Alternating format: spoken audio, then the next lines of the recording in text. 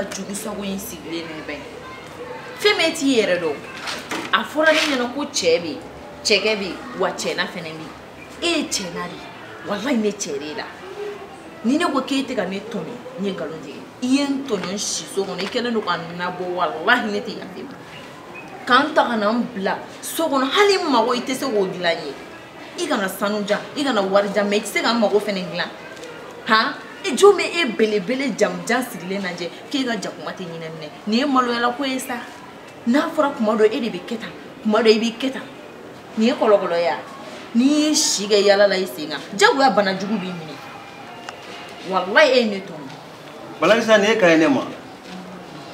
Balakisa ne bɛ furu don min na e ma nin fɔ dɛ an tile ama an tile n kɔni bɛ min f'i ɲɛna n bɛ 3 jours dɔrɔn de d'i ma 3 jours wallahi non basi foyi tɛ ja ça va ke Dumbuya madame Dusu bɔlen don dɛ e b'a dɔn ne ni muso cɛ ala de nana lajarabi dɔ de di ne ma fɔlɔ ne ni muso kun ka di mais sisan an fɔlen don ɲɔgɔn kɔ ka sababu kɛ bana dɔ bɛ na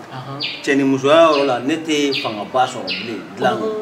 ni n y'a faamuya e ka jankuma la i tɛ ka karo minɛ quoi voilà a tɔgɔ de kɛ sisan non n ka cɛ non madame fɛnɛ jo t'a la o la a ma kan k'i dɔgɔya tan mais Dumbuya e fɛnɛ bɛ ne yɛrɛ kan e tun b'o fɔ ne ye dɔrɔn maɲuman tɔgɔ yira kun tɛ ala la o ja bon o fɛnɛ ye tiɲɛ ye mais nka e kɔni b'a dɔn sa ko bana dogolen k'o tɛ furakɛ dɛ non o fɛnɛ non o ye tiɲɛ voilà n'i ka bana dogo i tɛ fura sɔrɔ a la voilà wa fililen sɔrɔ o la voilà e m'a faamuya bana in a fura tɛ ne bolo sa mais nka don donna ne gigi kɔrɔ awɔ bois awɔ bois a sigiyɔrɔ bɛnnen don Bayɛlɛn 1 ma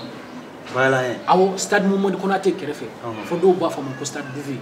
stade Bouvet awɔ n'i sera yen dɔrɔn n'i b'a fɛ ka bɔ ala sɔrɔ a ka numéro filɛ nin 69 68 85 91 awɔ non ja ni ne sera yen n b'a wele quoi n y'o de fɔ ɲɛna sa n ka kɛ a ye fura min di ne ma tellement k'a ye mako ɲɛ e m'a ye ne ni n ka madame caman non o tiɲɛ dɛ o don o ne taara sɔrɔ e bɛ k'i ka muso gɛn ka taa so a ka minɛn bɛɛ labɔ a y'a ta k'a ladon e m'a ye wa donc e ka source ye bois de voilà bois le don bon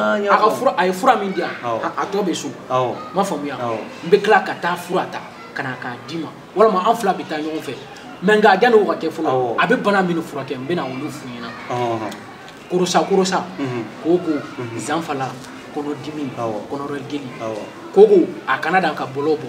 a b'a furakɛ koko dun kelen ma mɔgɔ caman sɛgɛn bi dɛ wallahi a b'olu furakɛ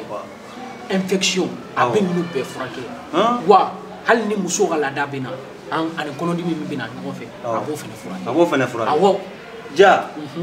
tɔni b'i bolo sani an ka se yen a di yan donna n ka jeli kalaba ye parce que ne ka maramu tigɛlen don ne la de a di yan wallahi n'i ye yan fura la baara Dumbuya i muso n'i y'a minɛ wallahi bilahi tasuma bɛ ɲaga a ka so kɔnɔ